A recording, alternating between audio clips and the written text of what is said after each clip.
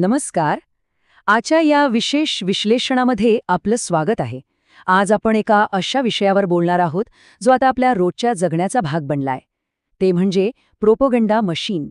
माहितीच्या या प्रचंड महापुरात हे डिजिटल प्रोपोगंडा मशीन नक्की काम कसं करतं? चला तर मग या मशीनचं पूर्ण शरीरशास्त्र आज आपण डिकोड करूया. एका खोट्याला 1000 वेळा सांगितलं तर लोक त्याला चक्क सत्य मानू लागतात. आणि हेच आहे या प्रोपोगंडा मशीनचं मूळ तत्व.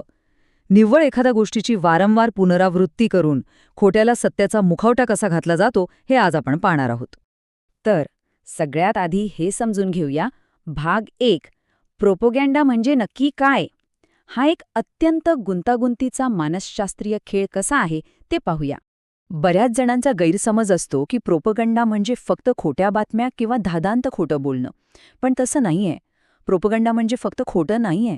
तो लोकांच्या भावना, भीती, राग आणि स्वतःची ओळख यांचा खुबीनं वापर करून विचार नियंत्रित करण्याचा एक खेळ आहे. ही केवळ तथ्यांची मोडतोड नाहीये, तर माणसांच्या भावनांचं केलेलं अतिशय हुशार मॅन्युप्युलेशन आहे. आता वळूया भाग 2 कडे, या मशीनची कार्यपद्धती. हे सगळं घडवून आणण्यासाठी कोणत्या 3 महत्वाच्या टप्प्यांचा वापर होतो ते बघूया. हे बघा, हे मशीन अगदी सिस्टमॅटिक काम करतं. सर्वात आधी लोकांना घाबरवलं जातं. देश धोक्यात आहे, धर्म धोक्यात आहे किंवा आपली नोकरी धोक्यात आहे अशी भीती पेरली जाते. मग दुसऱ्या टप्प्यात एक शत्रू तयार केला जातो. तो शत्रू कधी अल्पसंख्यक असू शकतो, कधी राजकीय विरोधक, तर कधी थेट पत्रकार. आणि तिसरा टप्पा म्हणजे सतत पुनरावृत्ती. एकदा भीती आणि शत्रू पक्के झाले की मग एकच गोष्ट पुन्हा पुन्हा सांगितली जाते. टीव्हीवर, रील्समध्ये, व्हॉट्सॲपवर आणि अर्थातच या ट्रोल आर्मीमार्फत. आता भाग 3 पाहूया. अल्गोरिदम आणि आधुनिक शस्त्र या प्रोपोगंडाला कसं खतपाणी घालतात ते समजून घेऊया.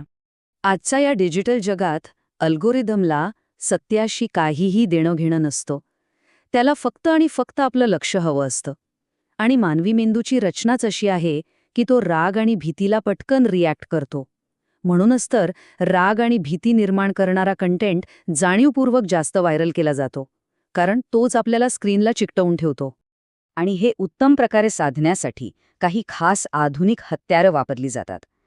फेक न्यूज, हुबेहूब खरे वाटणारे डीप फेक AI व्हिडिओज, पैशांच्या जोरावर चालवले जाणारे पेड ट्रेंड्स आणि टीव्हीवर सतत चालणारे ते ओरडणारे डिबेट्स, हे सगळं मिळून आजचं हे भयंकर प्रोपोगंडा मशीन तयार होतं. आता भाग 4 कडे वळूया. या सगळ्याचे अत्यंत धोकादायक परिणाम काय होतात आणि त्याचा समाजावर कसा प्रभाव पडतो ते पाहूया. जेव्हा प्रोपोगंडा मशीनचे हे सर्व प्रयत्न इनपुट म्हणून सिस्टममध्ये जातात, तेव्हा त्याचे अत्यंत गंभीर आउटपुट आपल्याला पाहायला मिळतात. समाजातला द्वेष प्रचंड वाढतो, लोकशाही संस्था कमकुवत होऊ लागतात आणि सर्वात वाईट म्हणजे लोकांचा सत्यावरचा विश्वासच उडून जातो. आता अत्यंत महत्वाचा भाग, भाग 5.